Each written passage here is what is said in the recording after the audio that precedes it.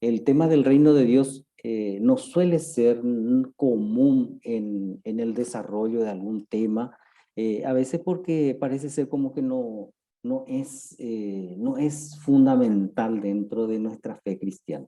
Y van a ver ustedes que es la espina dorsal que organiza toda la estructura de la fe cristiana. Van a ver ustedes cómo se desarrolla y que ya en el Nuevo Testamento tenemos datos impresionantes de cómo Jesús mismo abordó este tema del reino de Dios. El proyecto del reino de Dios, y ahora voy a compartir mi pantalla para que vayan siguiendo también ustedes, el proyecto del reino de Dios eh, es fundamental en la predicación de Jesús, ¿verdad? En su mensaje, en su manera de vivir, en el modo como Él nos presenta esta novedad de esta vida de Dios, está pensado desde esta propuesta del reino de Dios, ¿verdad? Entonces el proyecto fundamental de Jesús fue el reino de Dios, ¿verdad? El centro de la predicación de Jesús fue el reino de Dios está cerca, ¿verdad? En Jesús mismo, en su palabra, en su persona y en sus obras, se hace presente el reinado de Dios. Jesús anuncia el reino que viene como algo novedoso, como buena noticia. Las parábolas son utilizadas por Jesús para explicar las características de este reino. Los milagros, por ejemplo, son signos de que ese reino de Dios ya está actuando en la historia de la humanidad. Y a lo mejor ya comienzan ustedes a preguntarse, pero ¿qué es este reino? Pero para eso estamos en este curso, digamos, vamos a desarrollar todas las dudas que tengamos, ¿verdad? Y nos dé también una visión amplia de este sentido profundo que Jesús le imprimió al tema del reino de Dios, ¿verdad? Con el reino viene la justicia, la libertad, la liberación para las personas oprimidas. Jesús trae una nueva imagen de Dios, del ser humano, de las relaciones entre las personas del futuro. Y todo eso está contenido en esta estructura del reino de Dios. El reino de Dios sigue actuando hoy también en el mundo. Es como una semilla que va creciendo. En todos los países, naciones, culturas, hay personas, instituciones, iniciativas, acciones que ayudan a que el reino de Dios se vaya desarrollando. El reino de Dios, tal como Jesús lo presenta, supone la transmutación más radical de los valores que jamás se haya podido anunciar. Se trata de trabajar por una nueva sociedad. Y como un ejemplo para que ustedes vayan visualizando, Jesús en muchísimos momentos, él dice, se les ha dicho de esta manera, y yo sin embargo les digo. Después también el trato, como el tratamiento que él le da a Dios, ¿verdad? Es totalmente diferente. El mandamiento que él va a proponer no es un mandamiento de, vamos a decir, moral, de comportamiento, sino que es un mandamiento de origen, que quiere decir como que creacional, ¿verdad? Amando, ¿verdad?, al otro,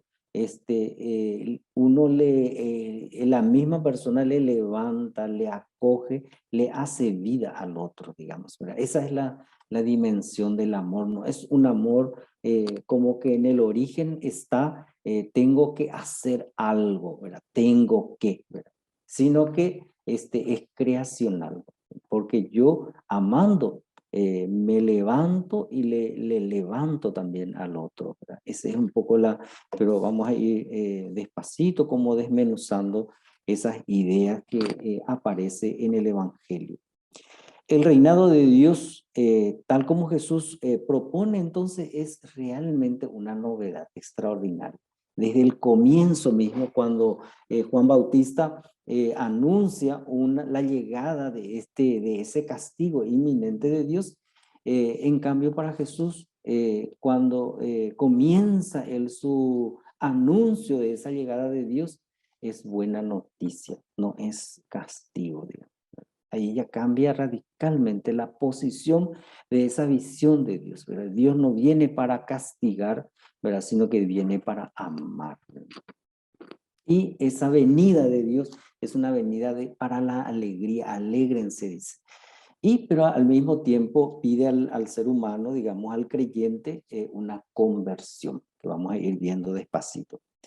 Entrar en esta dinámica del reino siguiendo a Jesús supone una conversión profunda de nuestras actitudes personales. O sea, que supone un cambio de mentalidad, un cambio de visión, un cambio de perspectiva, digamos, ¿verdad? Y eso es muy interesante ya visualizar en esta dinámica de este reino que Jesús va a anunciar. Ahora, ¿en qué consiste? ¿Por qué un curso? ¿Verdad? ¿Por qué un curso de reino de Dios? ¿Verdad? Sobre el reino de Dios. ¿Por qué no hablamos, por ejemplo, un curso sobre la salvación? ¿Por qué no hablamos, por ejemplo, un curso sobre lo que nos interesa, la libertad, ¿verdad? O el amor?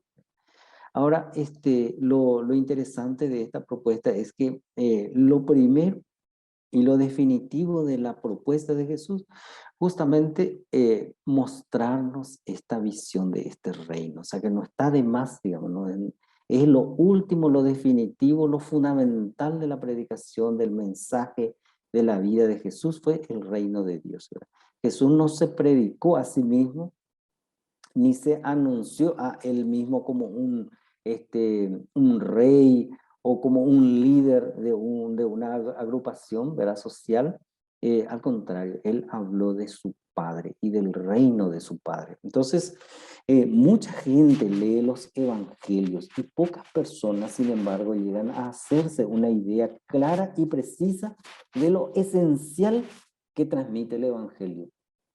Muchos conocen ciertas frases del Evangelio o algunas historias de milagros y parábolas, pero muy pocos conocen con exactitud en qué consistió el proyecto fundamental de Jesús, ¿verdad? ¿Cuál fue su proyecto? ¿Qué es lo que Él vino a decirnos, a mostrarnos, digamos, ¿verdad?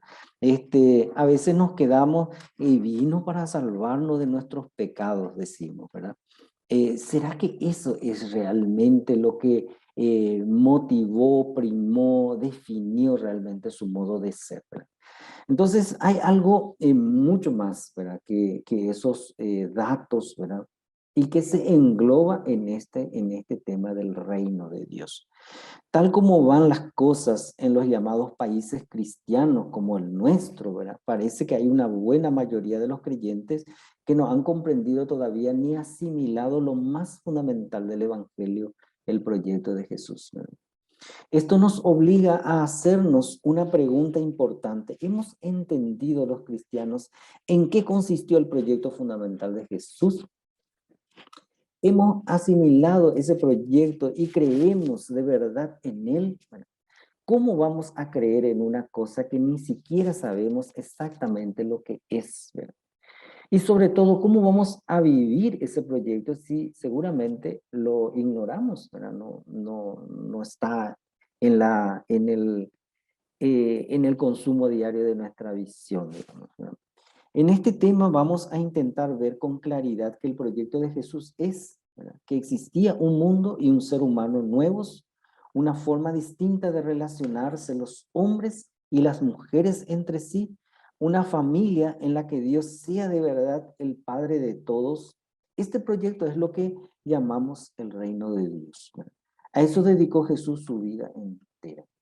Y por eso les decía la última vez también que faltaba este otro brazo, ¿verdad? Después de haber reflexionado y estudiado el tema de la resurrección, cómo también Jesús ya en su vida terrena nos mostró este horizonte de vida nueva. Por eso vamos a ir avanzando. Vamos a precisar ahora los vocablos cuando hablamos del reino de Dios, esos vocabularios que están allí, ¿verdad? Y que a lo mejor no son muy familiares para nosotros.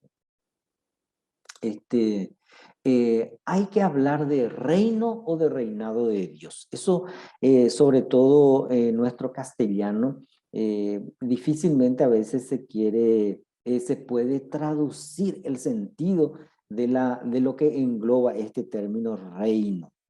Eh, esta dificultad se debe a que en el Nuevo Testamento no usa más que un solo término griego, basileia, para designar esta realidad compleja. ¿Verdad? Le llaman basileia. ¿Verdad? El término reino significa basileia. Pero en el texto hebreo del Antiguo Testamento se emplean tres nombres comunes derivados del Melech, rey, ¿verdad? A los que le corresponde aproximadamente tres equivalentes castellanos. Y vamos a ver, recuerden, tengan en cuenta, digamos, que el griego es el texto del Nuevo Testamento, ¿verdad? Los escritos del Nuevo Testamento. Y en los escritos del Nuevo Testamento, el término griego basileia está para designar este término que vamos a estudiar nosotros, ¿verdad? Estamos estudiando. Pero eso, su equivalente en el Antiguo Testamento, ¿verdad? Que en el texto hebreo, ¿verdad? En la lengua hebrea, están tres términos equivalentes y que cómo nosotros definimos o le damos las acepciones en el castellano. Por un lado está el meluca, que generalmente puede traducirse por realeza, ¿verdad? Es el hecho de ser rey y de ejercer la autoridad propia de esta función. Después está otro término que se llama, que es malkut, equivale más bien a reinado, es decir, al poder real o al espacio de tiempo que transcurre entre la subida al trono del rey y su muerte, o puede ser también su abdicación o su sustitución. Y por último está el mamelaka, ¿verdad? Que designa más bien el reino, pero en un sentido más amplio que que su equivalente castellano, porque nosotros cuando decimos reino, demasiado queremos darle el equivalente de un espacio, ¿verdad? De una espacialidad, ¿verdad? El reino, y entonces ahí le colocamos el dominio, digamos, del rey sobre un territorio, ¿verdad? Entonces, no tiene ese sentido únicamente espacial. En primer lugar, es el territorio sobre el cual ejerce su poder el rey. En segundo lugar, es también la soberanía ejercida por el monarca sobre el territorio en cuestión, ¿verdad? En castellano tiene este doble sentido para la palabra imperio, ¿verdad? Se habla del imperio romano en sentido geográfico o bien de tener un imperio sobre alguien, sobre alguna cosa o sobre alguna cosa. Es este término hebreo el que en la traducción, en la primera traducción que nosotros tenemos al latín del texto de la Biblia, traducen por el término de basileion, ¿verdad? Que quiere decir en el texto que nosotros tenemos en el griego, el basileia. ¿Qué quiere decir reino? Ahora, para quedarnos así bien clarito, digamos, ¿verdad? ¿Dónde está el punto de estos vocablos? Es que no recae sobre el territorio, digamos, ¿verdad? Sino que recae sobre la persona que ejerce. Y eso es muy interesante, digamos, ¿verdad? Como que ya cuando Jesús va a hablar ahora, y vamos a ir viendo nuestro recorrido, cuando Él nos presenta este reino de Dios, ¿verdad? No tanto, digamos, vamos a conquistar pueblo, vamos a conquistar tierra, vamos a hacer que todos sean cristianos, vamos a decir un poco en el lenguaje eh, común, ¿verdad? Sino que cómo este Dios, ¿verdad? Viene y habita en medio de nosotros. ¿Cómo se expresa su presencia en medio de nosotros? ¿Verdad? La acción, digamos, el sentido del reino recae sobre la persona. ¿Verdad? Entonces, el sentido del reino recae sobre, en este caso, sobre el Dios Padre. Eso es para tener presente esta idea de los vocablos para referirse al tema del reino. Entonces, eso para abrir ese apetito del sentido del reino que queremos tener en presente para comprender también la propuesta de Jesús. Entonces, ¿de qué reino o reinado hablamos? Hoy la palabra rey o reino resultan poco atrayentes y dificultan el acercamiento para la comprensión, ¿verdad? Porque si comenzamos a imaginar, por ejemplo, un reino, un reinado, o la figura del rey, nos cae muy pesado, digamos, ¿verdad? Porque siempre en esa visión histórica por la que tenemos experiencia, a veces puede tener como a tiempos viejos, a garantías y defensa de ese orden establecido. Ahora, cuando Jesús habla del reino de Dios, se refiere a otras cosas totalmente, ¿verdad? Y va a utilizar el sentido del Antiguo Testamento y lo que ya está en el Nuevo Testamento con esa idea de Basileia, que vamos a ir explicando. Entonces, la palabra reino en el Antiguo Testamento rara vez se expresa como un reino en sentido local, en un sentido de territorio, sino que se designa casi siempre el poder de gobernar, la autoridad, el poderío del rey, ¿verdad? Recae sobre la persona, ¿verdad? No se entiende en sentido abstracto, sino siempre como algo que se está realizando permanentemente, en continuo. Por consiguiente, podemos afirmar que cuando Jesús habla del reino de Dios, no lo dice como un concepto espacial, ¿verdad? Un lugar determinado. Eso es muy importante porque a veces nosotros decimos que, sobre todo cuando le saludamos a algún difunto, a algún familiar difunto, decimos que Dios lo tenga en su reino y que ya en ese lugar definitivo que pueda gozar de la plenitud de Dios y cosas así, ¿verdad? Entonces, tengan en cuenta, digamos, que no se trata de una espacialidad, no se trata de un territorio, de un espacio físico determinado, sino que algo dinámico de la acción de Dios, ¿verdad? En este caso, digamos, ¿verdad? De la propuesta de Jesús, es de la acción misma de Dios sobre el hombre, ¿verdad? Designa la soberanía real de Dios que se realiza en cada momento. Entonces, ¿qué sentido tiene en la predicación de Jesús este reino de Dios? Una cosa es clara, decir que Dios va a reinar es lo mismo decir que Dios va a ser efectivamente el rey, ¿verdad? Y por tanto quiere decir que se va a imponer el designio de Dios, la voluntad de Dios, lo que Dios efectivamente quiere. Porque eso es lo característico del rey, según el concepto antiguo de la realeza. El soberano es el que manda, el que, el que pone, su voluntad.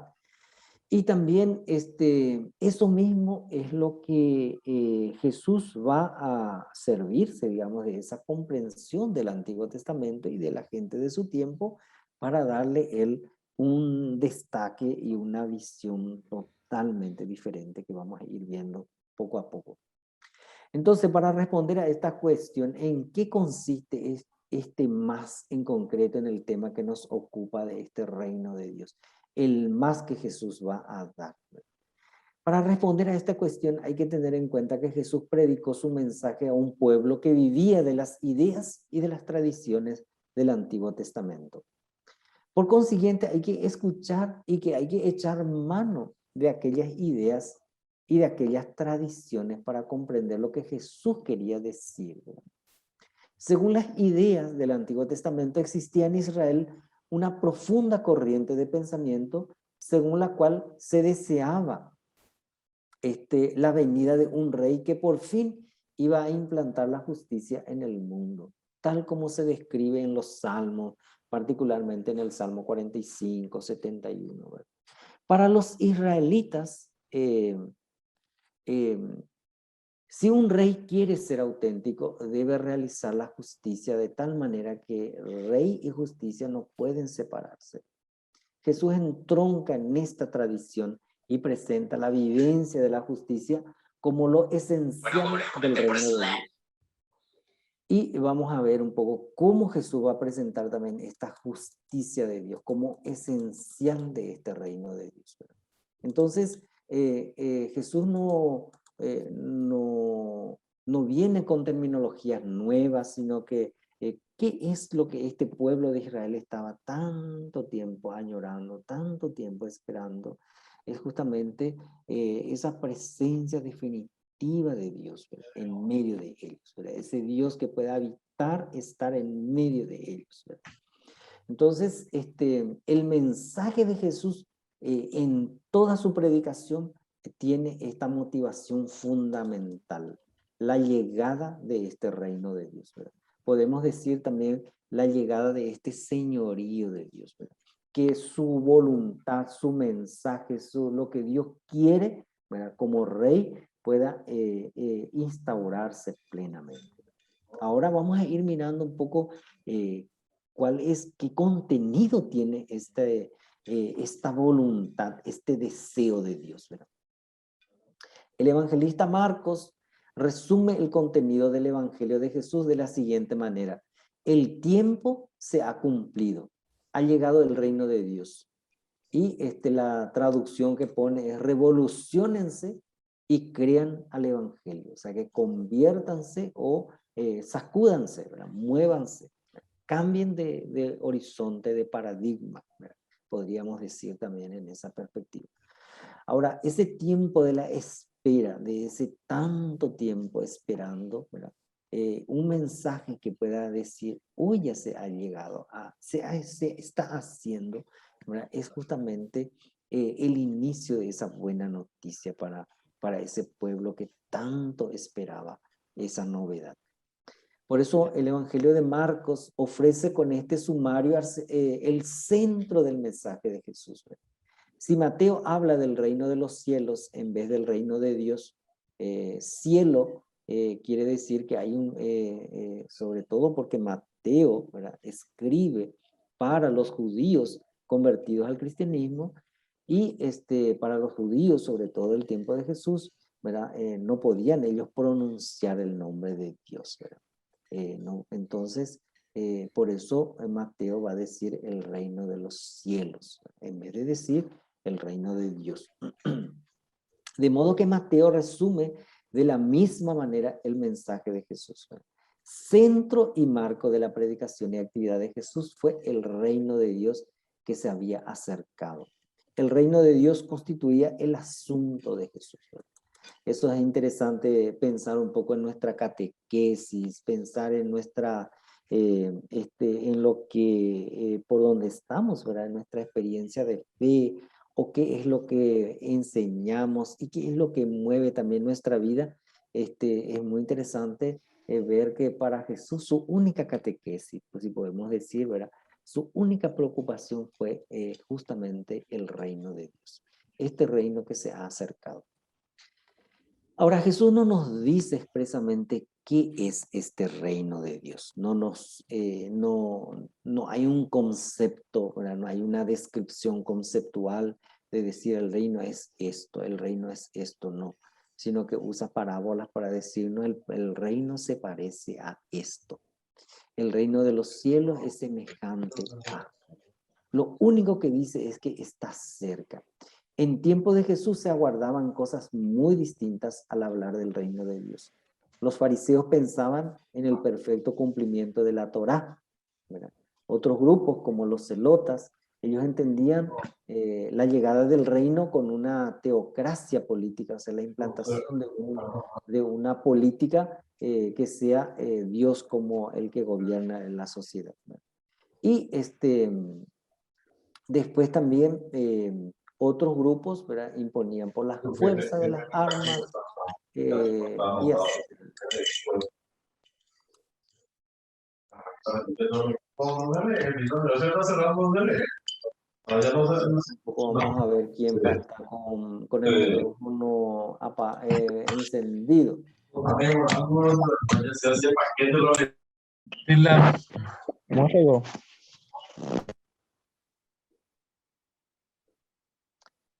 Bueno, entonces, sigo escuchando, creo que el micrófono. Bueno, ahí le voy a pedir a que vaya, si alguien que está con micrófono para señalarme, entonces le apagamos.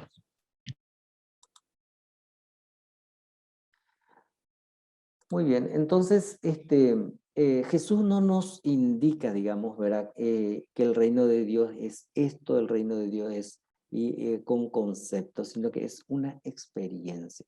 es una manera de vivir, es un estilo de vida, ¿verdad? Y eso ahí ya cambia enormemente, digamos, como que si nosotros queremos buscar la idea de reino de Dios simplemente como conceptos, ¿verdad? Abstractos, no vamos a encontrar en los evangelios, ¿verdad? Sino que nos pone, digamos, como una manera de vivir. Y eso está muy interesante porque entronca también con nuestra experiencia de fe, con nuestro modo de vivir, con el día a día, porque este reino de Dios tiene que darse en la convivencia cotidiana de la relación, de las relaciones, ¿verdad? Entonces, el sentido originario del reino de Dios, como ya venimos diciendo, para los judíos del Antiguo Testamento, el reino de Dios era la personificación de la esperanza en orden a la realización del ideal soberano, de un soberano jamás cumplido sobre la tierra. Entonces, ellos proyectaban, digamos, que esta realización del reino de Dios como una actividad futura, o nuestro concepto de utopía, ¿verdad? Que alguna vez se va a dar aquello que ellos tanto soñaban, esa justicia de Dios, ¿verdad? A este propósito hay que decir que para la concepción de los pueblos antiguos, ¿verdad? Sobre todo judíos, la justicia primeramente consistía en una administración, no consistía en una administración imparcial de la ley, ¿verdad? Que le beneficia a uno, ¿verdad? Y que en detrimento de otros grupos o personas, ¿verdad? En una visión de una justicia imparcial, ¿verdad? Ahora, lo interesante de la propuesta ya del Antiguo Testamento es que esta visión de la justicia es una mirada a aquellos que son débiles, a aquellos que son pobres, los desvalidos, ¿verdad? Y sobre todo en el Antiguo Testamento están los grupos eh, como los huérfanos, las viudas, lo que serían los forasteros, ¿verdad? Los caminantes. Y los que no tienen gente, no tienen nadie, porque todos estos grupos, ¿verdad? Si visualizamos, son los que no pueden, y también eran las mujeres estériles, las viudas o la gente que no tenían hijos, ¿verdad? Eran considerados personas pobres, porque no tenían una descendencia o no tenía alguien que les pueda ayudar a la sobrevivencia de su vida. Entonces, a este grupo, ¿verdad?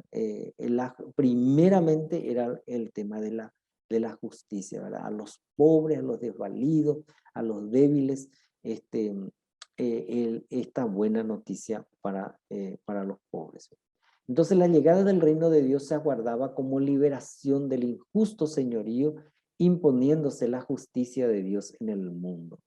El reino de Dios era la personificación de la esperanza de la salvación, para que veamos, digamos, cómo esta esperanza ya del Antiguo Testamento se va a visualizar y concretar en el modo como Jesús nos presenta esta realidad del reino. En definitiva, su llegada coincidía con la realización del Shalom escatológico. ¿Qué es lo que quiere decir eso? Es la llegada de la paz definitiva, ¿verdad? Todos los salmos, si ustedes comienzan a mirar, van a encontrar ustedes que tienen ese horizonte de la llegada de esa paz definitiva, de la paz entre los pueblos, entre los hombres, en el hombre y en todo el cosmos, ¿verdad? Por eso San Pablo y el Evangelio de Juan van a entender esta intención de Jesús hablando, en vez del reino de Dios, ellos ponen la idea de la justicia de Dios, y el Evangelio de Juan el tema de la vida eterna, la vida en plenitud, ¿verdad? He venido para que tengan vida y vida en abundancia. Es justamente la misma visión de esta idea del reino de Dios que encontramos en el Evangelio de Marcos, en el Evangelio de Lucas y en el Evangelio de Mateo. Pero también está en Juan y también está en Pablo. El mensaje de Jesús sobre la llegada del reino de Dios tiene pues que entenderse en el horizonte de la pregunta de la humanidad por la paz, la libertad, la justicia y la paz.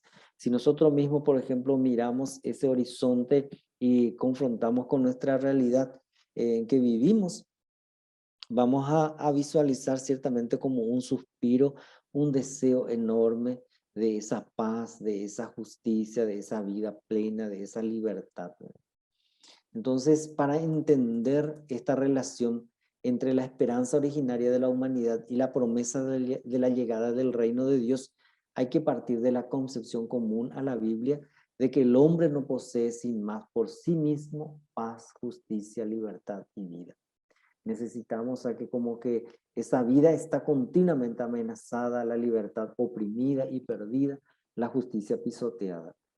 Ahora, esta visión, digamos, que ya aparece en el hombre del Antiguo Testamento y que nosotros también al mirar en nuestra vida, en nuestra realidad contemporánea, ese sentido de la plenitud, ¿verdad? Que vamos a un horizonte de deseo, a un horizonte de plenitud, a un horizonte de aquello que queremos que se complete en nosotros.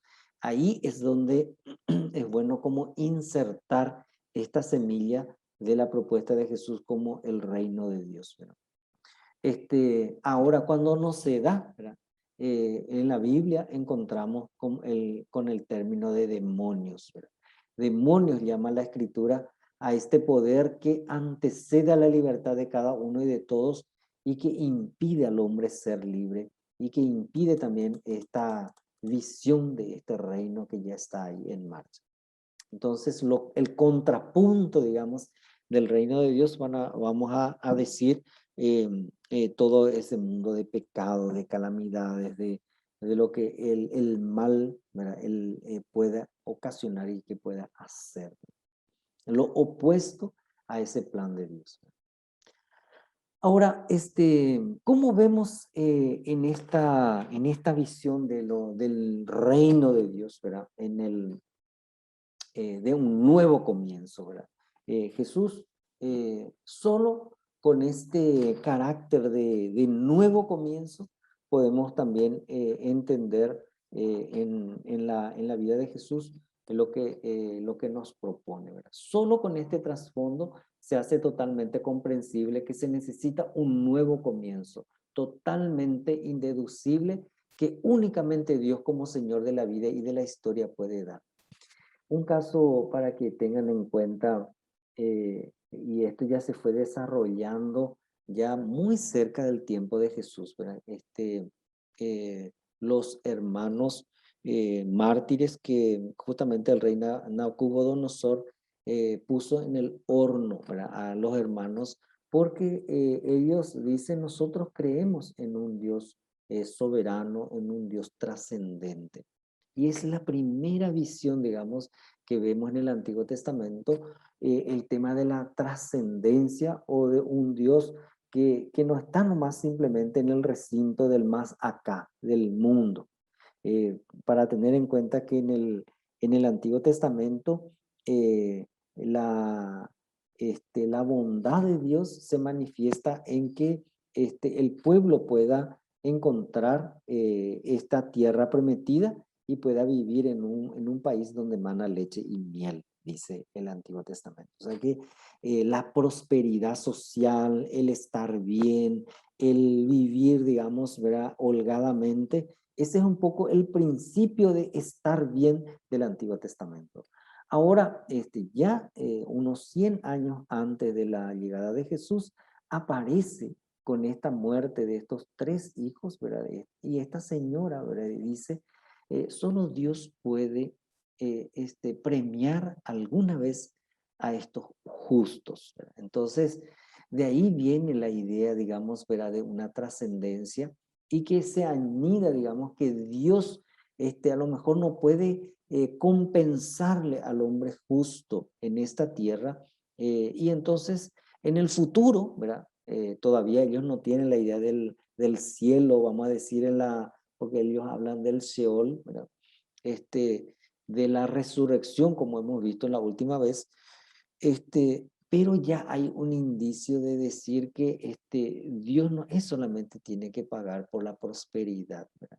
Sino que hay algo más trascendente que el hombre necesita, ¿verdad? Y en esa trascendencia está el tema de la paz, está esa vida definitiva, esa alegría, ¿verdad? Que son acciones, eventos, expresiones que nos completan, nos llenan. No es simplemente asegurar nuestro bienestar material, ¿verdad? Sino que también supone una completud, digamos, una plenitud.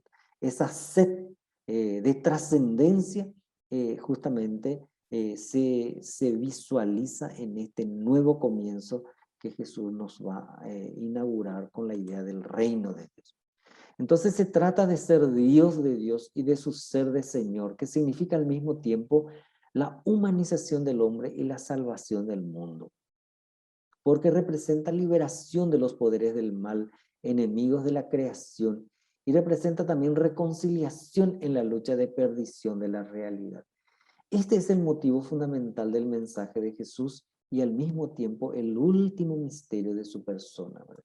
Por eso podemos entender, digamos, que esta idea de la llegada del reino de Dios tiene que ver con un nuevo eón, quiere decir un nuevo tiempo, una novedad donde también vamos a encontrar esta fuerza opuesta a esta presencia de Dios, es justamente las fuerzas del mal, que le deshumaniza al hombre, que le desvirtúa, le destruye, ¿verdad? Y entonces ahí es donde se sitúa realmente frente al deseo del hombre de completarse, de llenarse, ¿verdad? De aquello que le sostenga como ser humano, como la paz, la vida, como he visto, la justicia, ¿verdad? Y en lo opuesto a eso está justamente los poderes y las fuerzas del mal. Entonces, el carácter, por eso el reino de Dios, ¿verdad? No es solamente un vivir bien en el más acá, ni tampoco un vivir que vamos a dejar solamente para el más allá. Por eso es muy interesante visualizar dónde se sitúa en la propuesta de Jesús esta idea del reino de Dios. Y entonces vamos a ver ahora en el segundo punto el carácter escatológico del reino de Dios. El término para los nuevos que participan de nuestro curso, el tema escatológico, el escatón, quiere decir el tiempo del fin. Este, el tiempo en que en el Antiguo Testamento, la visión del Antiguo Testamento es que Dios un día va a venir, ¿verdad?, a juzgar el mundo. Y en ese juzgamiento, ¿verdad?, le llaman el día del Señor, ¿verdad? Y en ese día del Señor, entonces, ¿verdad?, los justos compartirán con Él, ¿verdad?, la vida plena, ¿verdad?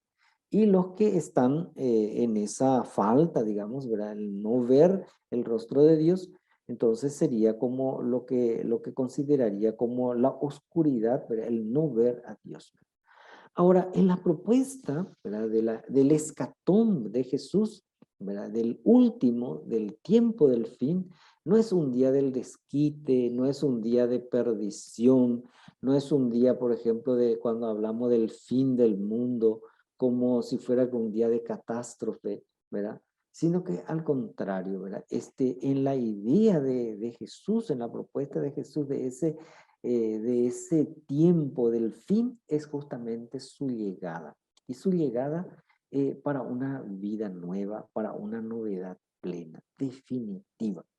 Entonces, y ese compartir, ¿verdad?, con Dios plenamente en un sentido de diálogo del hombre con Dios, ¿verdad?, del creyente, del hijo, ¿verdad?, con Dios. O sea, para mirar y tener en cuenta, digamos, ¿verdad?, en la propuesta de Jesús, la llegada de este fin, del tiempo del fin, es buena noticia, porque significa esa esperanza bíblica de aquello que en el Antiguo Testamento se esperaba que Dios alguna vez haría posible y haría realidad, como un mero deseo o una utopía. Esta esperanza nos surge simplemente, digamos, como allá esperando, ¿verdad? Sino que Jesús dice, hoy se cumple, hoy se hace patente, hoy se pone de manifiesto. Entonces, eh, ahí es donde se puede ver ese señorío de Dios que no se posterga en un futuro, digamos, sino que este futuro ya se hace presente en nuestro tiempo. Y allí también es interesante ver que de a poco les voy a ir mostrando, digamos, ¿verdad? Que este tiempo futuro, vamos a decir, de aquella realización plena, de aquello que se deseaba en el Antiguo Testamento, de la justicia, de ese señorío de Dios, Jesús dice, hoy, ahora, en nuestro tiempo, ¿verdad? Se acerca, se aproxima, se hace ya realidad. Y por eso también, sobre todo en el Evangelio de Juan, vamos a entender la idea del tiempo, ¿verdad? No es un tiempo cronológico, ¿verdad? Nuestro tiempo cronológico, nosotros podemos pensar, por ejemplo, que hay un pasado, un presente y un futuro, ¿verdad? El presente va hacia el pasado y es como un movimiento que se sucede, digamos, ¿verdad? Pasado, presente, futuro. Ahora, en el movimiento temporal del Nuevo Testamento, sobre todo, es un movimiento que viene del futuro. Un futuro que ya se acerca al presente. Y entonces como que el actuar del hombre, ¿verdad? Creyente, en su vida cronológica, digamos, ¿verdad? En su día a día, ¿verdad? Lo que le motiva, lo que le mueve, lo que da sabor a su actuación, es justamente aquello que está viniendo, ¿verdad? Junto a él, ¿verdad? Ese Dios que viene a nosotros. Por eso, por ejemplo, cuando celebramos el Adviento, ¿verdad? El tiempo del Adviento y la Navidad, tiene esa visión, ese principio de ese Dios que llega, de un Dios que viene. ¿Qué quiere decir eso también? Digamos, no es solamente el esfuerzo humano, ¿verdad? No son justamente nuestros esfuerzos, ¿verdad? Nuestros méritos, nuestras luchas cotidianas es lo que Dios va a premiar, sino que justamente Dios viene en nuestras luchas cotidianas, Dios viene en nuestros esfuerzos, Dios viene en nuestros deseos más humanos, más profundos. Y ahí es donde Él se hace presente, digamos, como apoyándonos, animándonos y caminando con nosotros, como vimos en la última vez, como el caso de los discípulos de Maús, ¿verdad? Entonces, la temporalidad bíblica, ¿verdad? Propiamente del Nuevo Testamento, es una temporalidad que viene del futuro hacia el presente. Un tiempo que se adelantó. Eh, no hay que esperar un futuro lejano para que Dios pueda actuar, sino que ya se da en nuestro tiempo, en nuestra vida. Se acercó, se aproximó. Y eso también nos da la visión, digamos, ¿verdad? De que una, una temporalidad en que todo es, digamos, como tiempo de Dios. Todo es, eh, le llaman kairos, ¿verdad? Es un tiempo oportuno, el tiempo de Dios. Y eso no se da, digamos, como lo que ya les decía a ustedes, digamos, de un día al otro día, sino que se da en el diálogo, ¿verdad? En el diálogo del hombre con Dios, ¿verdad? Entonces, en la medida que nosotros también participamos, dialogamos, entramos en esta esfera de este reino de Dios, ahí también nosotros mismos nos daremos cuenta cómo se opera, cómo se hace patente, cómo se hace realidad este deseo de Dios en nosotros, ¿verdad? Y ahí es donde podemos también visualizar el tema de la ocultación de este reino de Dios, ¿verdad? Porque no es patente, digamos, no se ve cuando vamos por la ruta, ¿verdad? Cuando vamos a hacer nuestras compras, cuando vemos en nuestros escaparates de nuestros barrios, de nuestros centros, ¿verdad? Todo como lo que el mundo ofrece, ¿verdad? ¿Qué ofrece el mundo al hombre, al otro, ¿verdad? Simplemente es cómo yo puedo beneficiarme del otro, ¿verdad? Cómo yo puedo aprovechar de la vida del otro. O sea, toda nuestra estructura humana, mundana, está configurada desde una perspectiva totalmente distinta, ¿verdad? Totalmente ajena a la propuesta de ese reino de Dios. Pero igualmente, digamos, ¿verdad? En paralelo entre este mundo, ¿verdad? Por eso decimos que ya está en este mundo operando, justamente en nuestras respuestas humanas, nosotros podemos divisar, visualizar esa ocultación que ya se hace patente, se hace presente. Y a veces puede ser a través de nuestros actos, a través de tantas cosas, ¿verdad? Si nosotros cambiáramos, ¿verdad? Como el canal de nuestra tele, ¿verdad? Y miráramos el canal de cuántos creyentes, de cuántos cristianos, de cuántas personas que realmente nos hace visualizar esa presencia operante de este reino ya presente en medio de nosotros a través de esa justicia, de esa cercanía, de ese abrazo, ¿verdad? Es enorme. Podemos como que darnos cuenta de cuánto Dios realmente ya está operando, actuando, haciéndose Señor en medio de nosotros. Entonces, el concepto de este reino de Dios, eh, este es una formulación abstracta del judaísmo tardío y que podíamos llamarle también nosotros Dios es Señor, Dios es nuestro Rey. Y de este modo se llega a la esperanza de una nueva alianza y un nuevo éxodo, ¿verdad? Igualmente se aguarda para el futuro la llegada de ese reino, ¿verdad? Esta esperanza prosigue, ¿verdad? La apocalíptica, aguardando un nuevo eón. Mientras que el reino de Dios se aguardaba como una realidad histórica, el nuevo eón representa una realidad trascendente. De esta derivación de la comprensión bíblica del reino de Dios se deduce lo siguiente, ¿verdad? La esperanza, ¿verdad? Del tiempo, del fin, de aquello que alguna vez se iba a dar, ¿verdad? No representa un reportaje anticipador de sucesos futuros, ¿verdad? Primariamente se trata más bien de una palabra consoladora y esperanzada en una situación comprometida. Las expresiones del tiempo del fin o del apocalipsis, ¿verdad? Son la transposición de la experiencia y la esperanza salvífica, tanto actual como pasada en el modo de cumplimiento, ¿verdad? Se trata de la certeza de la fe de que Dios al final acabará por mostrarse como absoluto Señor de todo el mundo. Y entonces toda esa esperanza, eh, tantas lágrimas, ¿verdad? De tantas, a veces también como muertes que se ven en tantos ambientes, ¿verdad? Podría también como a veces eh, decirnos, ¿verdad? Que ese reino, ¿dónde está, ¿verdad? ¿Cómo podemos visualizar, ¿verdad? Ahora Jesús imprime a la esperanza judía esta nueva dirección, ¿verdad? Anuncia que la esperanza de aquello que se esperaba aquel tiempo del fin, ¿verdad? Se cumple ahora.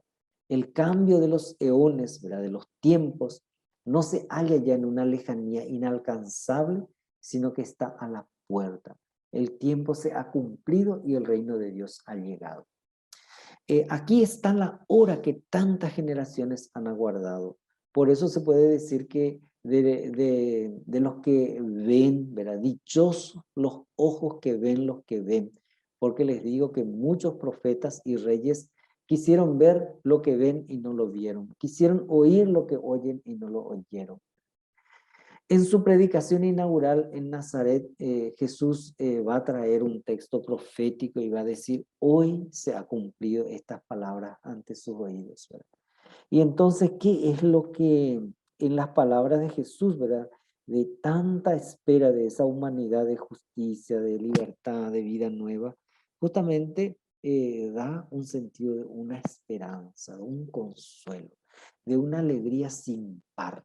porque hoy, ¿verdad? Es un mensaje por eso le llamamos de salvación, ¿verdad? Porque es un mensaje de completud, de plenitud para el hombre. Y todo esto acontece ahora en la palabra y en la acción de Jesús, por lo cual agrega, dichoso aquel que no se escandaliza de mí. Ahora, después también ese reino, ¿verdad?, de Dios se expresa, por eso les decía a ustedes, en una ocultez, ¿verdad? ¿Qué es lo que significa eso, verdad? Que no está, digamos, a la vista, ¿verdad? Como vamos a una tienda y buscamos y vemos todo, ¿verdad?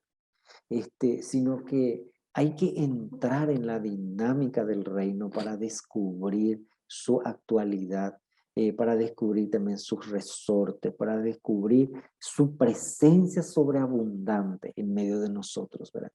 Entonces, por eso Jesús va a referirse al reino de Dios en parábolas, justamente para indicarnos, digamos, para señalarnos. Él mismo va a decir, el reino de Dios no está aquí, allá o en una lejanía, sino que está en medio de ustedes, ¿verdad? Y porque nosotros tenemos que topetarnos con esa presencia sobreabundante de Dios y dejarnos también nosotros transformar, dejarnos tocar por esa realidad. Con el reino de Dios ocurre como con un grano de mostaza, dice Jesús, ¿verdad? La más pequeña e insignificante de todas las semillas que acaba convirtiéndose en un gran árbol, ¿verdad? O como con un poco de levadura que basta para hacer fermentar 3 medidas de harina. Lo mayor de todo está oculto y actuando en lo más pequeño. De la misma manera llega el reino de Dios en lo oculto y hasta mediante el fracaso, ¿verdad? Entonces, se trata de mirar el reverso, digamos, de la historia, el reverso de las cosas, aquello que no está visible, ¿verdad? Aquello que no, a lo mejor, generalmente como que en nuestra experiencia humana, ¿verdad? En nuestra experiencia de deseo humano, queremos nosotros palpar, visualizar, queremos como que en la plaza se nos diga, bueno, aquí está, estos son, ¿verdad? Pero en nuestras experiencias humanas, ¿verdad? En nuestra vida de compromiso humano, de entrega, de esa disponibilidad plena, ¿verdad? Ustedes mismos van a darse cuenta cómo ese grano de mostaza o cómo esta levadura que se pone en esa harina y comienza a fermentar en nuestra vida, en nuestra experiencia, podemos visualizar con una patentidad impresionante. Ocurre con él como con la simiente que cae sobre terreno pedregoso, ¿verdad? Lleno de abrojos infructíferos y con todo acaba dando muchos frutos, ¿verdad? Entonces el lector u oyente moderno de estas parábolas piensa que en un crecimiento orgánico, ¿verdad? Que la misma naturaleza se encarga de hacer crecer, ¿verdad? Sin necesidad de ninguna intervención, ¿verdad? En cambio, para la mirada del hombre de fe del Nuevo Testamento, siempre es una acción de Dios, ¿verdad? Todo lo que sucede, digamos, todo lo que lleva a esa justicia, a esa vida plena, es una acción de Dios, ¿verdad?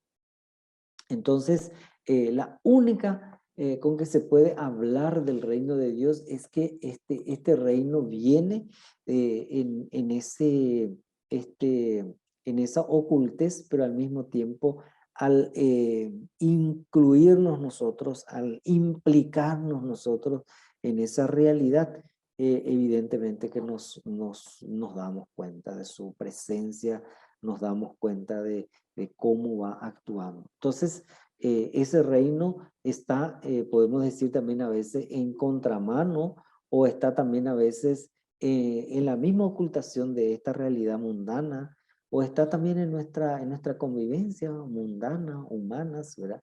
Ahí se da, se muestra, se hace patente. Interesante que el Evangelio de Juan dice, de Jesús, Juan Bautista dice, aquí hay alguien a quien ustedes no le conocen, dice, ¿verdad? Y es justamente, es Jesús, ¿verdad? Ese alguien a quien nosotros no le conocemos, ¿verdad? ¿Y cómo le vamos a conocer? Topetarnos con él, encontrarnos con él, ¿verdad? Ponernos en su camino, ¿verdad? O seguirle o buscarle, ¿verdad? Y desde el momento que se da ese encuentro, ¿verdad? Es ahí donde visualizamos también su gusto, su modo, nos muestra realmente ese horizonte, ¿verdad? De vida nueva, definitiva, impresionante, ¿verdad? De lo que ofrece de novedad en ese trayecto humano.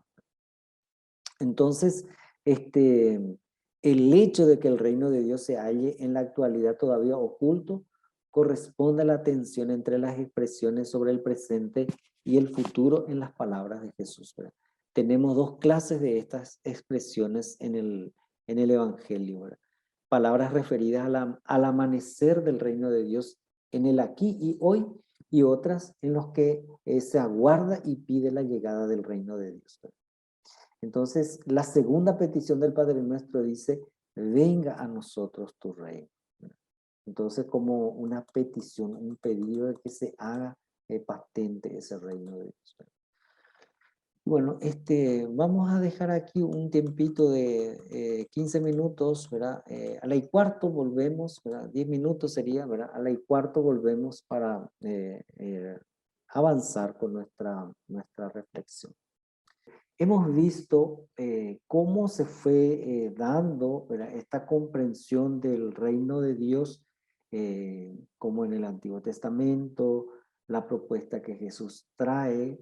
Hemos visto, digamos, que la idea del reino no cae sobre una espacialidad, ¿verdad? Sobre un territorio de dominio, sino que cae sobre una persona, ¿verdad?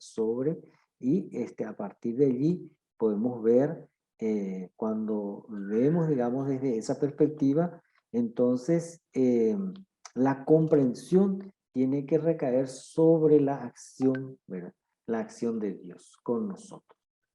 Y desde esa acción de Dios con nosotros, entonces ya tenemos elementos suficientes para entender también cómo este Dios se hace patente a través de nuestras experiencias humanas.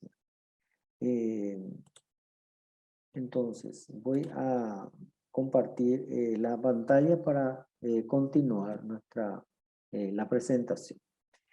Entonces, el segundo elemento que hemos visualizado, digamos, ¿verdad? En esta visión, ¿verdad? Eh, del reino de Dios es que este reino, en la propuesta de Jesús, toma toda su vida, no es solamente un aspecto de su vida, sino que la totalidad de su propuesta de lo que Él manifiesta, ¿verdad? Y ese reino de Dios nos dice que no se da solamente como una acción futura, sino que ya se da en el presente. Lo futuro se aproxima al tiempo presente. Se da un nuevo eón, ¿verdad?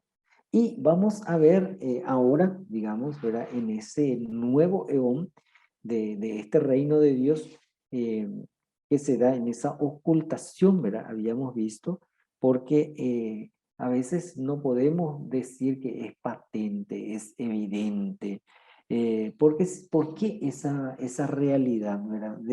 Que Jesús mismo nos mostró en forma de parábolas y que en la próxima clase vamos a abordar con mucho detenimiento algunos ejemplos de las parábolas, porque justamente, digamos, supone aquello que es futuro, aquello que está en su plenitud, que ya se da entre nosotros, supone, digamos, la fe del hombre, ¿verdad? Supone una entrega, supone una disponibilidad también del hombre a esta acción soberana de Dios, de su señorío en medio de nosotros.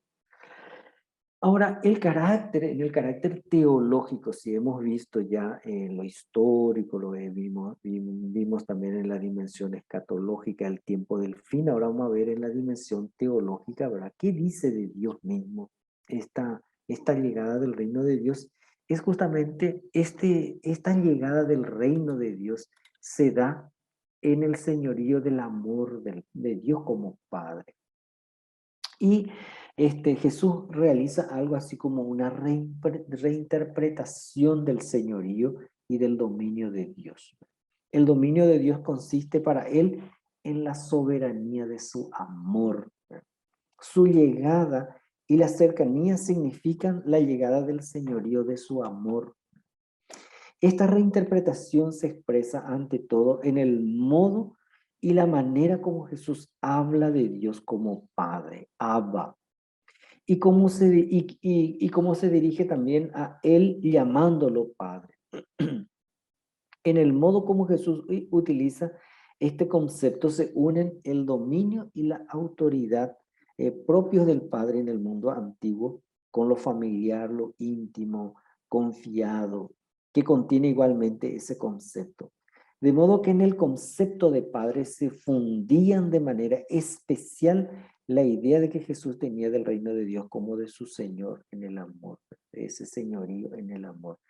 Y es muy bueno ver cómo en esta propuesta de la paternidad que Jesús nos presenta de su Padre, no es una paternidad lejana, como ya se tenía en el Antiguo Testamento, en muchísimos casos que encontramos, ¿verdad?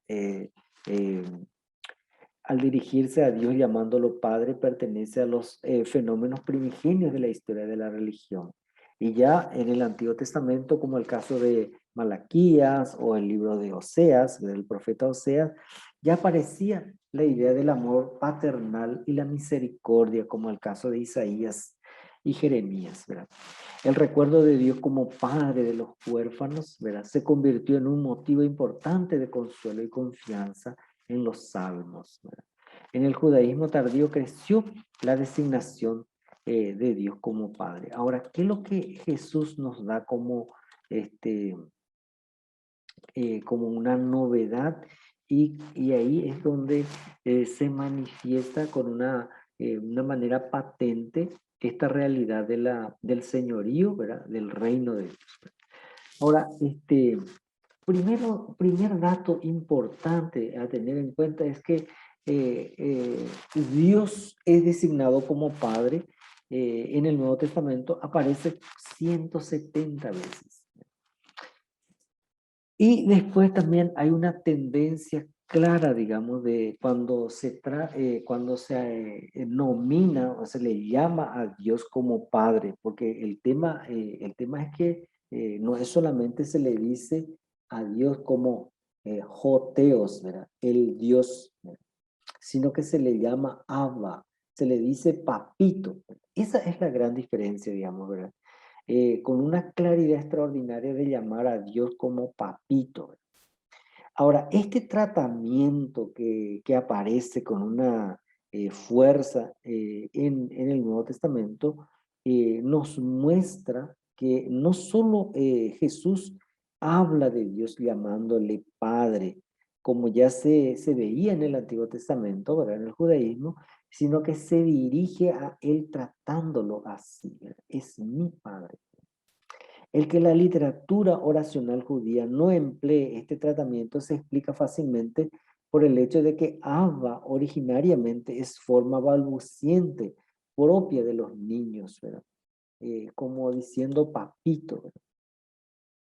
Ahora, eh, era este término infantil, lenguaje corriente, tratamiento de cortesía, ¿verdad? Entonces, para la sensibilidad de los contemporáneos de Jesús, era irrespetuoso dirigirse a Dios con este término familiar. Si Jesús se atrevió con todo a hacerlo, ello se debe a que anunciaba de una manera única la cercanía de Dios, en la que el hombre se puede saber confiadamente seguro. Dios sabe como padre lo que su hijo necesita, ¿no? O que sus hijos necesitan. Su bondad y cuidados no tienen límites. Su solicitud se extiende hasta los gorriones.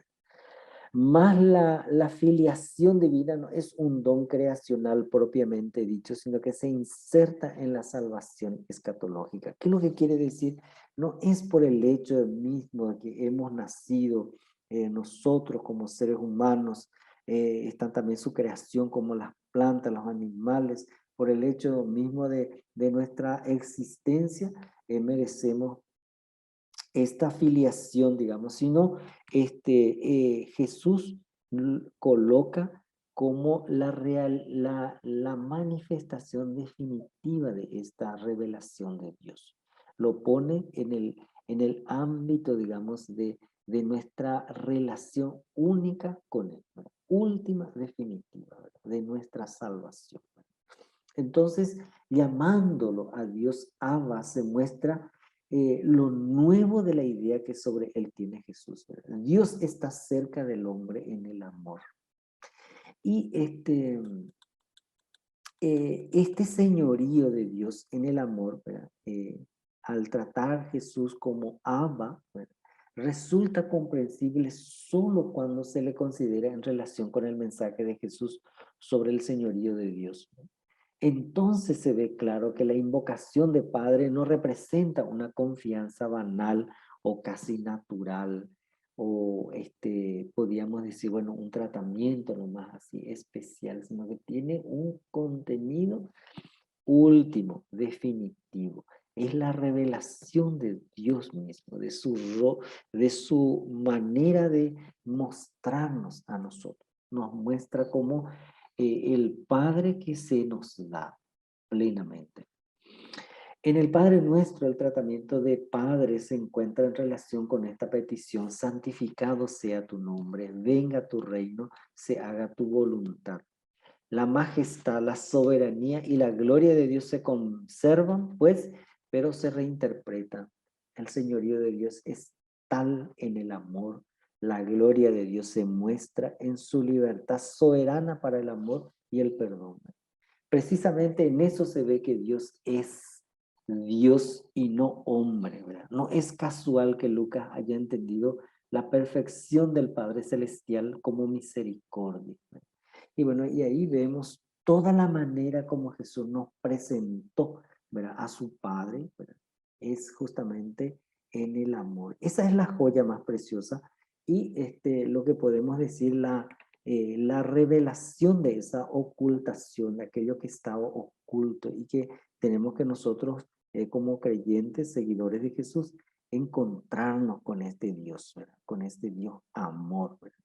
Su perfección no consiste, como para los griegos, en un máximo de bondad moral, sino en bondad creadora, que hace buenos a otros, en un amor que se comunica. Y eso también es muy interesante. El domingo pasado hemos celebrado o sea, que la lectura del Evangelio decía: ámense los unos a los otros, ¿verdad? Y que en eso nosotros también nos identificaremos como seguidores de Jesús, ¿verdad? Y es muy interesante ver que esa propuesta de Jesús no es una propuesta moral, ¿verdad? ¿Qué quiere decir eso?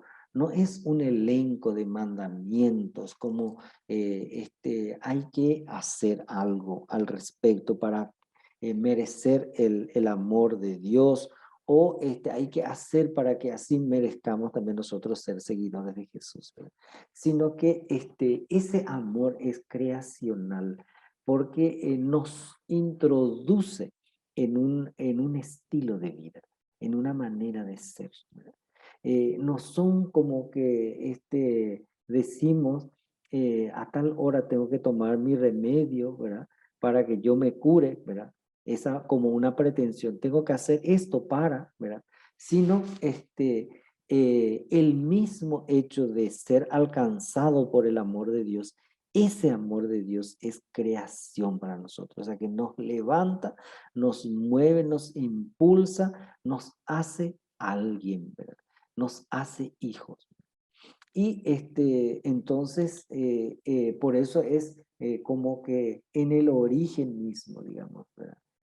No es como un resultado lo que vamos a merecer ser hijos, sino que en el origen mismo, en lo constitutivo mismo de nosotros, de nuestro estar en el mundo, nos hace, ¿verdad? Un alguien, ¿verdad? Nos hace hijos de Dios, ¿verdad?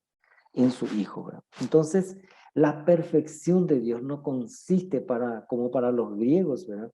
En un máximo de bondad moral, sino en una bondad creadora, ¿verdad? Ese amor de Dios nos recrea, ¿verdad? Nos hace hijos, ¿verdad? Nos hace sonreír, nos hace que en lo constitutivo de nosotros mismos hay un alguien que nos mira y nos mira con amor, con agrado, ¿verdad? Y no como alguien castigador que está ahí delante de nosotros para mostrarnos, simplemente mostrarnos nuestras fallas, ¿verdad? Sino que alguien que nos abraza, ¿verdad? Entonces, el amor paternal de Dios vale para el perdido, haciendo incluso revivir lo que estaba muerto, ¿verdad? Donde Dios toma el señorío como padre, allí existe una nueva creación. Ha pasado lo viejo, todo se hace nuevo al resplandor del amor. Todo es posible. De esta reinterpretación de la idea del señorío de Dios, interpretación que supera todo, se sigue que el reino de Dios es exclusivamente y siempre de Dios. Que lo que está en el fondo, digamos, que es gratuidad de Dios, es gratuito, digamos, ¿verdad? No puede merecerse por esfuerzo religioso, ético, no se puede atraer mediante la lucha política, ni se puede calcular su llegada gracias a especulaciones, ¿verdad? No podemos planearlo, organizarlo, hacerlo, construirlo, proyectarlo, ni imaginarlo. El reino es dado y dejado en herencia, ¿verdad? Lo único que podemos hacer es heredarlo, ¿verdad?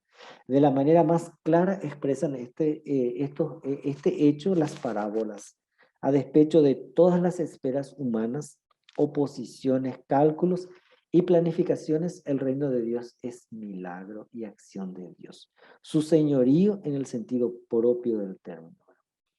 Y eso es precioso porque quiere decir que también en esa gratuidad soberana, Dios siempre es el que nos da, el que nos hace participar de su divinidad, de su señorío, de su amor, ¿verdad? Su abrazo se extiende, ¿verdad? A cada uno de nosotros. Entonces, esta llegada del reino de Dios implica conversión. Eh, la llegada del reino de Dios como revelación de su condición de Padre en el amor no tiene, sin embargo, como consecuencia quietismo, ¿verdad? Que nosotros simplemente tenemos que esperar nomás como hijos con los brazos cruzados y estar ahí porque Dios va a hacer todo, ¿verdad? Por más que los hombres no podamos construir el reino de Dios ni conservativa ni progresivamente, ni por evolución ni por revolución, el hombre no es condenado ni mucho menos a esa pasividad. Lo que se le pide es revolucionarse, se le pide es creer, convertirse. El significado de la conversión se expresa positivamente al nombrar la fe. Y es muy interesante ver esta idea de la conversión. En el caso de María Magdalena, cuando fue al sepulcro, ella se agachaba para buscar el cuerpo muerto de su amado, ¿verdad? De su maestro. Y una y otra vez, ¿verdad? Llorando, ¿verdad? En confusiones, y de repente, digamos, ¿verdad?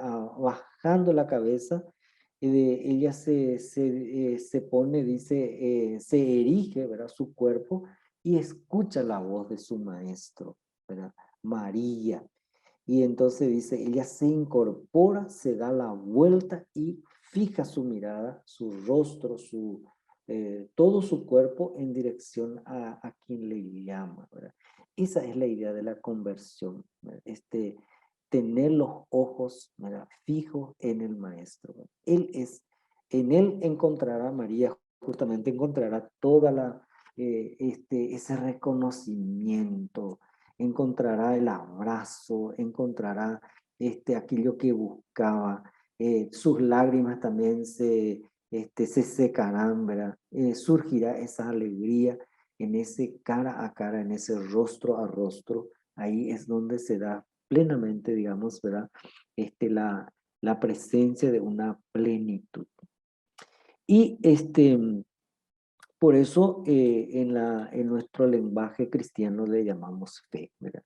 Que quiere decir un confiar y edificar sobre el poder de Dios que actúa en Jesús, un basar la existencia en Dios. Fe significa dejar actuar a Dios, dejar que Dios obre, dejarlo ser Dios y tributarle el honor, reconocer su señorío.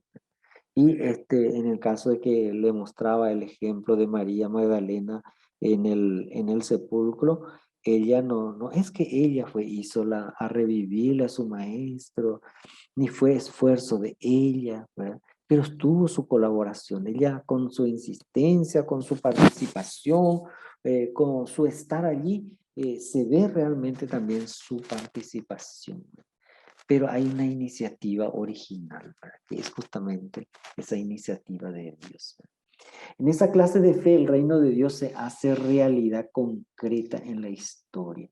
La fe es al mismo tiempo el hueco para la existencia del reino de Dios, ¿verdad? Por supuesto que esto no es ni obra ni pretensión de la fe. Esta es respuesta a la palabra sobre la llegada de Dios y su reino. Entonces, la novedad de Dios, de este Dios que Jesús nos muestra, ¿verdad? En ese tratamiento del Abba, del papito que Jesús da a Dios, ha llegado a ser para nosotros a veces tan corriente y usado que no nos sorprende, no nos mueve, ¿verdad? Resulta difícil reconocer lo revolucionario que en tal tratamiento se oculta, ¿verdad?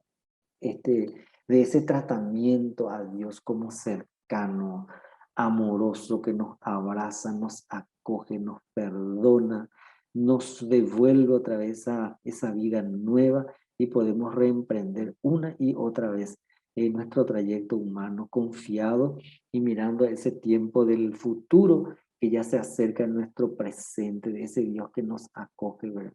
Que nos da ya ese sabor de cielo ya en nuestro día a día.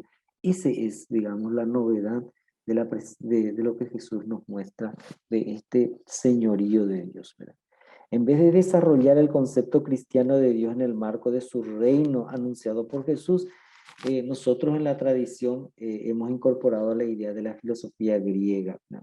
Entonces, toda esa corriente de la filosofía griega que se llega a Dios a base de deducciones, ¿verdad?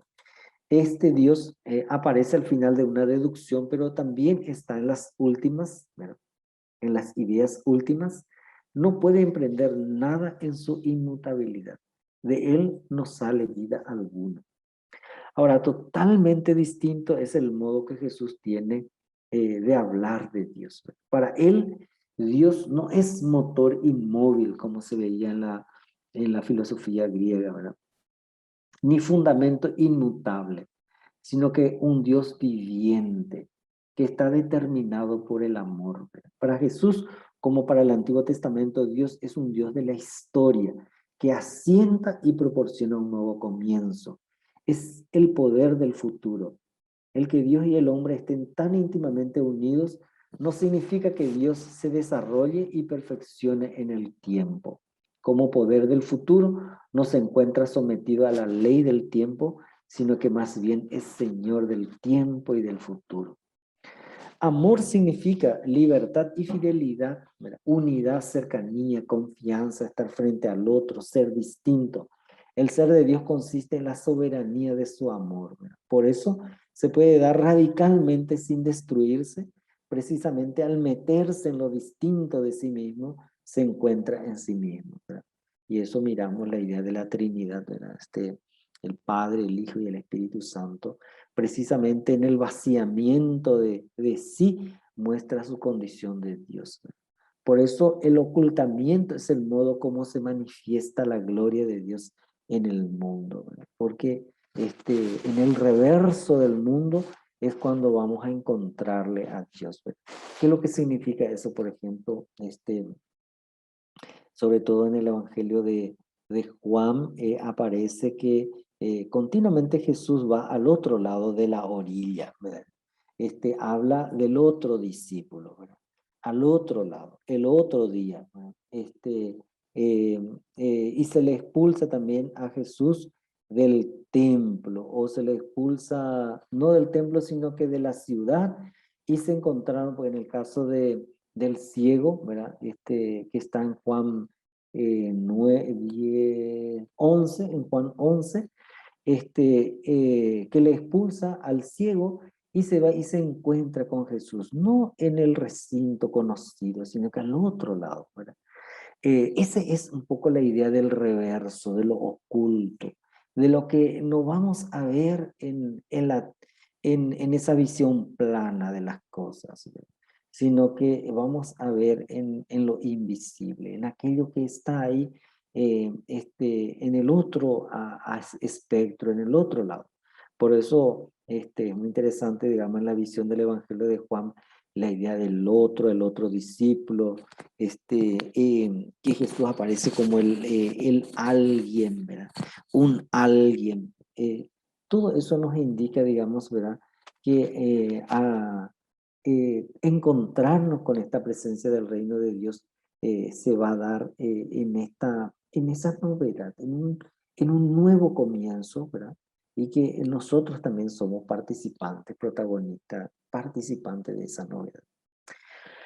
Ahora el mensaje de Jesús sobre el reino de Dios, ¿verdad? Que viene en el amor, significa que el más profundo fundamento y sentido de toda la realidad se hace objetividad de un modo nuevo y definitivo, que ahora se decide históricamente de modo definitivo sobre el sentido de la realidad. Con la llegada del reino de Dios, el mundo llega a la salvación. Y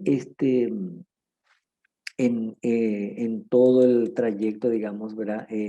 La experiencia de la salvación que veremos en nuestro próximo encuentro, nos muestra también que es una colaboración humana, una participación de nuestra parte. San Agustín decía que aquel que nos creó, ¿verdad? Sin nuestro consentimiento, no nos salvará sin nuestro consentimiento, ¿verdad? Porque supone, digamos, una participación también de nuestra parte en este abrazo, en ese encuentro. Y otra cosa que también quería indicar, ¿verdad? En este señorío, ¿verdad? Del amor de Dios, tal como nos presenta Jesús, podemos ver también que todo el trayecto de Jesús fue justamente una expresión, una manifestación del amor de Dios. Por eso, Tertuliano va a decir con razón, ¿verdad? Él va a decir que Jesús es la autobasileia, ¿verdad? Jesús es el reino de Dios en persona, porque en él primero se da todo lo que Dios realmente soñó para nosotros, ¿verdad?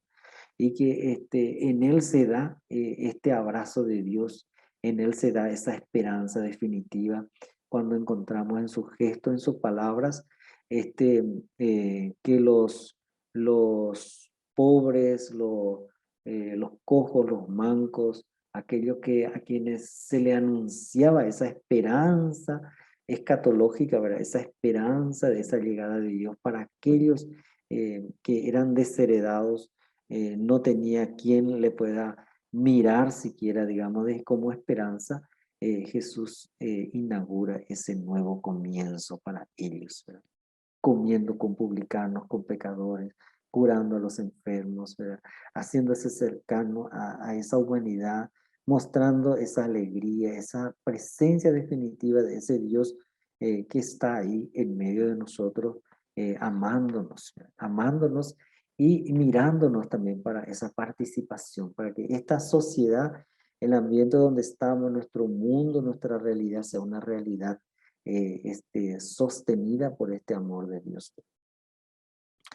Y finalmente, ¿verdad? Para que ustedes también tengan su espacio para compartir, finalmente Jesús va a decir que su alimento es hacer la voluntad de Dios, que toda su vida es realmente como la expresión de esta manifestación de este reino de amor que ya se hace operativa, se hace visible a través de sus gestos y palabras.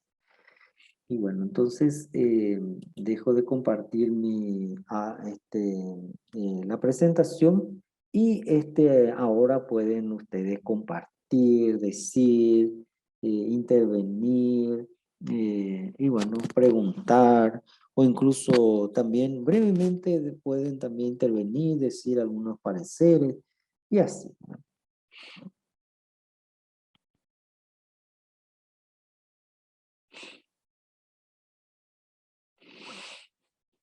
Marta, ¿querías decir algo? Bueno, eh, compartir algo, ¿verdad? Sí. Que yo lo que saqué en concreto de todo esto es que el reino de Dios se centra en la persona de Jesús y que es a través de Jesús donde nosotros encontramos al Dios bueno, al Dios cercano al hombre. Eh, yo lo veo como un Dios tan sensible que hasta se ocupa de las aves del cielo y las flores del campo. Y, y eso nos da, a mí me da la característica de lo que fue y es Jesús en nuestras vidas, ¿verdad? Y que tenemos que tomarnos de eso. Y por el otro lado está el Dios del judaísmo tardío, que es se acerca o se hace visible al hombre a través de la ley. Y todo aquello que es solamente a través de la ley siempre es algo rígido, algo duro, ¿verdad? Ahora, si bien yo tengo un concepto vago de lo que es el judaísmo tardío, yo lo que quiero, la duda que tengo es si todavía al judaísmo se le dice judaísmo tardío, porque está también el judaísmo mesiánico. Y esa es mi duda, padre. Lo del judaísmo tardío, tal vez es un poquito... Sí, es una manera de nombrar para decir cómo en el encuentro del cristianismo con lo que le precede, ¿verdad? Eh, este, entonces, ¿cómo se encontró? ¿Verdad? ¿Qué ideas tenían ellos? ¿Verdad? ¿Qué experiencias vivían? Y a veces el judaísmo tardío no es, digamos, el judaísmo tradicional que vamos a encontrar en nuestra Biblia, en el Antiguo Testamento, los profetas, Moisés, todo eso, ¿verdad? Generalmente el judaísmo tardío, lo que podríamos llamar también es una especie de una religión ya muy edulcorada, de lo que era realmente en el principio, en el inicio de esa experiencia del judaísmo, ¿verdad? Pero al confrontar esas dos experiencias, ¿verdad? La experiencia, lo que en el tiempo de Jesús, qué es lo que ellos estaban viviendo, da la pista para poder después confrontar también con lo que se encuentra en los textos mayores del Antiguo Testamento. Y hay una diferencia enorme, ¿verdad? Pero al mismo tiempo hay una evolución también, ¿verdad? Porque justamente a las puertas del Nuevo Testamento ya se tiene la idea, por ejemplo, de una trascendencia, se tiene la idea todavía no se habla de resurrección, pero por lo menos un más allá tiene que, un horizonte de esperanza, digamos, que tiene que resolver aquello que en el tiempo presente no se podía, ¿verdad? El caso de los justos, ¿verdad? Que mueren, ¿verdad? ¿Por qué los justos que hacen todas las cosas de Dios, ¿verdad? No, no merecen realmente esa paz que ellos buscan, ¿verdad? Y bueno, todo eso nosotros, ¿verdad? O sea, que el cristianismo, ¿verdad? El Nuevo Testamento encuentra en esa puerta de entrada, ¿verdad? En ese encuentro, ¿verdad? Muchas gracias, padre. Bien. Bueno, padre, yo te iba a preguntar, por ejemplo, el reino, para mí el reino de Dios Sí. es que Él tiene que reinar en mi vida. ¿Cómo? Haciendo yo su voluntad, entrando en la voluntad de Él. Ujú. Eso es mi pregunta, así yo entiendo. Muy bien, por ahí va. Y al mismo tiempo, digamos, si quiere nosotros vamos a ver cuando miramos las parábolas, se va a ir como abriendo más nuestra perspectiva. Se trata de, como yo les iba diciendo, como entrar en el ritmo, en el ambiente, en la propuesta de Jesús, ¿verdad? Y entonces eso supone también una vocación, supone una participación en las cosas de Dios, supone de nuestra parte implicarnos, construir ese reino, ¿verdad? Participar de ese reino, es entrar en el baile. Esa es un poco la idea, ¿verdad? Y bailar al modo como también nosotros descubrimos en nuestro tiempo, en confrontación con nuestra realidad, con nuestra iglesia, nuestros textos mayores, ¿verdad? Con nuestra manera también de ver, y ahí vamos descubriendo qué nos pide El también a día a día. nosotros en el día a día, ¿verdad? Gracias, Padre. Muy bien. Buenas Así, noches, padre. Muchas gracias por esta ponencia y un poco siguiendo lo que Eduarda también estaba ahora diciendo. em, para mí es muy consolador y vamos a decir que me confirma esto que hoy escuché, de que el reino de Dios es un estilo de vida y que se da en el hoy.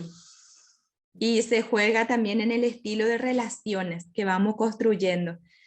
Y realmente es ese pasaje, ¿verdad?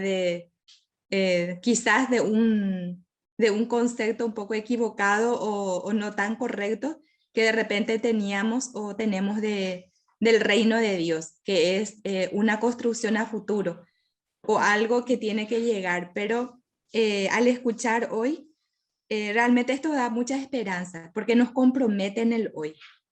Si bien implica, ¿verdad? Esto que nos decía, una conversión. Esto me encantó el significado para mí como una novedad, ¿verdad? De la conversión, tener los ojos fijos en el maestro.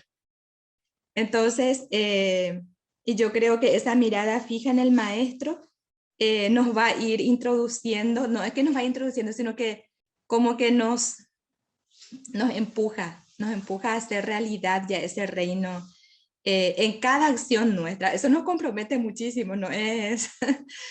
Realmente es algo que implica acción, que implica movimiento, que implica esa conversión, que implica ese cambio. Y lo otro también, el futuro que viene al presente. Porque parece que, o sea, que eso también para mí es un cambio totalmente así de perspectiva, porque parece de intentar ir hacia el futuro, es que el futuro ya viene a nosotros, ¿verdad? Es que se adelanta.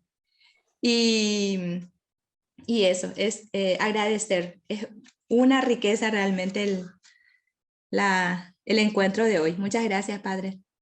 Muchas gracias, hermana. Graciela, ¿quería decir algo? Sí, sí, realmente la hermanita se adelantó. Bueno, primero, Padre, quiero agradecer realmente una charla muy, muy interesante, como solemos decir, sin desperdicio, y es así. Bueno, la hermanita ya prácticamente dijo todo lo que yo iba a decir. Simplemente entonces voy a decir que el reino de Dios no es un lugar, es aquí, es ahora, implica acción, implica movimiento, implica compromiso, involucrarnos. Eh, es así. Este, es así. Bueno, así que hasta ahí, Padre, porque para no volver a repetir lo que la hermanita ya dijo. Muchas gracias. Muy bien, Graciela. Diego levantó la mano también, quería decir algo. Y hay uno Sí, también. Ah, bueno, Diego, sí, sí, comenzando. buenas Sí. noches.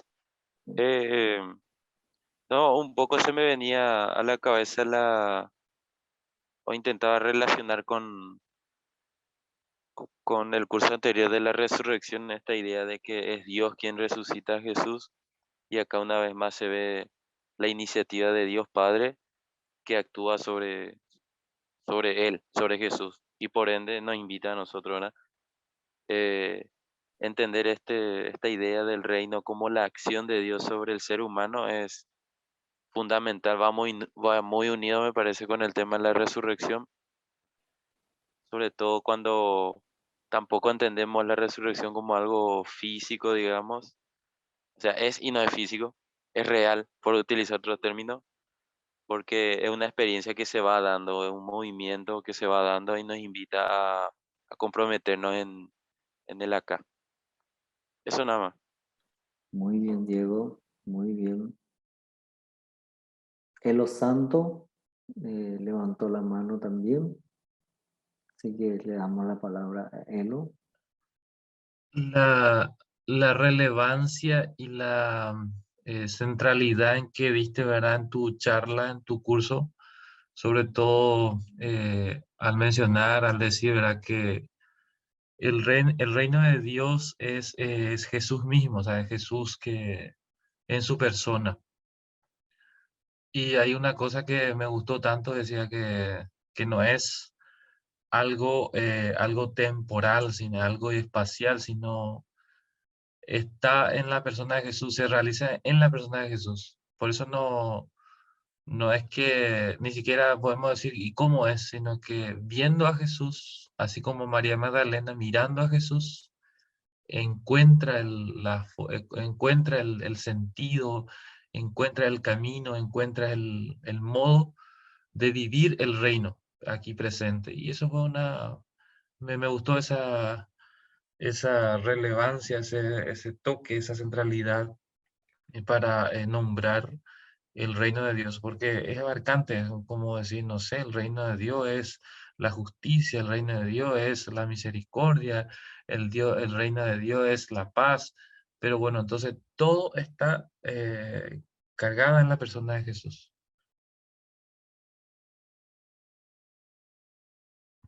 Muy bien, Elo, genial remarcar eso.